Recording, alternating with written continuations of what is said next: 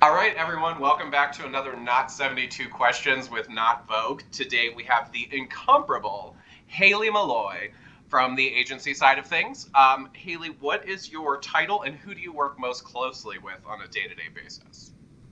I am an account executive and I work most closely with my program coordinator, Devin Call, and Mandy, my manager. Love Mandy. She's awesome. Yeah. What clothing item would make you walk out on a date if someone wore it?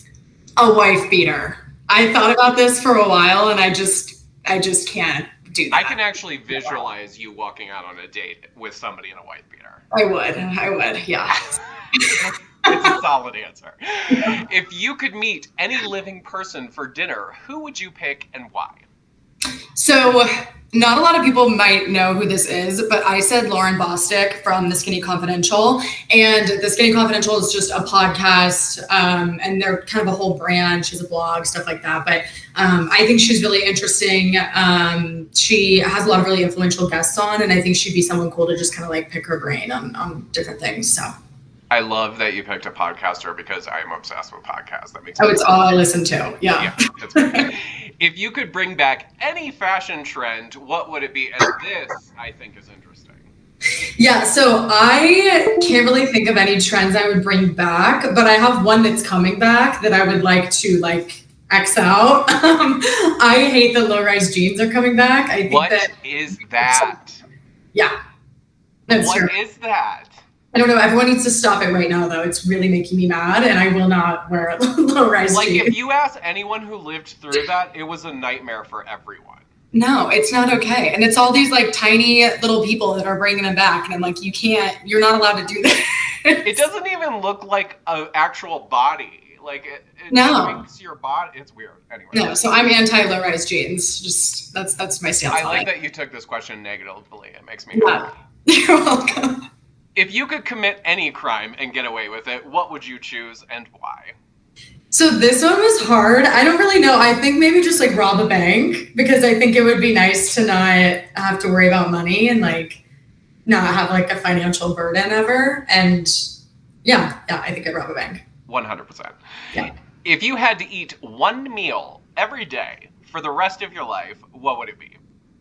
Pasta. I was thinking maybe chicken carbonara, but I like so many different types of pasta. So if I had to be specific, chicken carbonara. If I can do general, just any type of pasta. Yeah, great. What's the weirdest food that you've ever eaten? Okay, I don't think I've ever really eaten a weird food. I'm not surprised by this. You're like a cosmopolitan gal. You've never eaten weird food?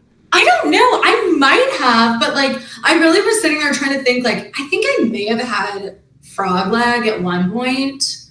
Frog leg is pretty good. A little nibble, but I think that's probably it. I get weirded out with food, so I don't know if I've ever gone too far out there with it. Interesting. I was totally off base on what I thought your answer would be here. So really, it's getting to know you. I like it. I know. I'm trying to there may have been a time where I ate something interesting, but I was I can't think of anything right now. So. Oh, okay. The more you know. Yeah. What are your 3 favorite drinks? Okay, so I have 4 technically. I did 2 non-alcoholic and 2 alcoholic, but coffee and Arnold Palmer are my 2 favorites. I'm drinking my coffee right now. I'm addicted to caffeine. And then for alcohol, it's tied between an Aperol Spritz and espresso martini. A classic. Oh, the booze. I love a good Aperol Spritz. So good. It made a comeback for me in the past few months. I kind of forgot it existed, and then recently it's all I've been drinking. So. Well, it also is a stomach settle. It's a digestif. Yeah, it's nice with dinner. That's what I've been getting with my dinners and stuff. Yeah. Yeah. If you could be in any movie, what would it be, and what character would you play? Okay, this was another hard one because I swear whenever anyone asks me what my favorite movie is, my mind goes blank and it's as if I've never seen a movie ever in my entire life. But the best I could think of is the movie How to Lose a Guy in 10 Days, and to be Andy Anderson, Kate Hudson, because I love Kate Hudson in real life and I think the character she plays is cute and funny, and it's a good movie. So it's solid. If anybody asks you that, just say How to Lose a Guy in 10 Days. It's easy. Perfect. Yeah. What movie have you seen recently that you would recommend and why? I saw the second Top Gun last weekend, and it was so good. It was awesome. I think that it was almost better than the first one. So I have heard this from so many people. yeah, it's really good. It's long, but I also I think it was nice watching it in a movie theater too, because I haven't been like in the physical theater in so long. So it was a whole experience. It was good. Yeah. Yeah. Which song can you listen to all day long?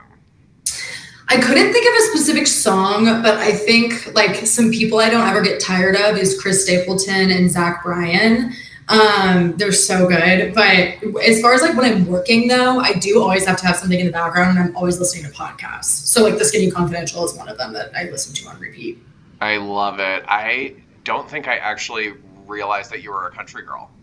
Oh yeah, I have a lot of different genres that I listen to. But like for like chill, like all day music, I like country. Where are you born and raised? I'm from Denver, but I went to school in Oklahoma. I went to OU. There it is. I was waiting for it. I was waiting for like the ranch. Yeah. It's been 4 years in Oklahoma, so you can't take that out of me. Yeah, no. What is the best piece of advice that you have ever been given? My parents used to always tell me, focus on what you can control and try to release what you can't. So anytime I would be like really stressed out or anxious or just feeling overwhelmed, that really helps me kind of center in on like, okay, what are 3 things I can do right now to help the situation? And then what are things that like there's nothing I can do about? And then learning to kind of compartmentalize those 2 things. I think that's like come up a lot in my life. I love that. That's awesome. Yeah. What was the first thing that you bought with your own money?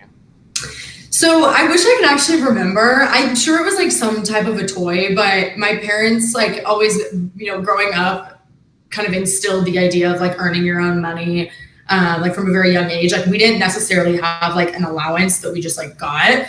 We had to do specific chores or do like a lemonade stand or something like that. So they would make us like earn our money for our shopping. So we'd be out, and if I saw something I wanted, my mom would be like, okay, well, the basement needs to be vacuumed if you want that. And then I'd have to save up. So can't remember, but yeah, something probably like stupid and small. Yeah. That's the only reason I would have children, is so that they could do my chores. Yeah, same. The manual labor. What is your earliest memory? Okay, so I think my earliest memory is me dancing. There's this place in Denver called Cherry Creek Dance. And I did that. I probably started that when I was like 4 or 5. And I specifically remember dancing there and like the dance recitals and all that. And I think that's probably my earliest memory. I love that. Yeah, it was cute. What was the worst job you've ever had? Okay, so I have very strong feelings about this. Though it was my first job and it was the worst job I've ever had. I was a swim instructor at Lifetime Fitness. And anyone who's watching this who has small children, do not send your kids to Lifetime to be taught how to swim. I had absolutely 0 credentials. I was not CPR certified. They told me that if a kid started drowning, to raise my hand and a lifeguard would come help me. Oh my God. It's terrible. And I took an online course, and it was like, took me like 2 or 3 weeks to take this online course. I had 1 day of in-person like verification. And then I was just put to teach small children how to swim. It was terrible.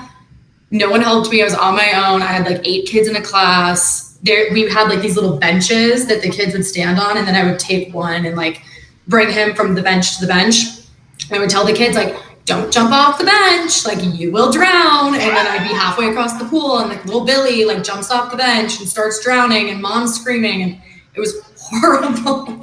Terrible. So yeah, worst job. And also I don't recommend anyone bring their kids there to take note, #parents on Slack. Yeah.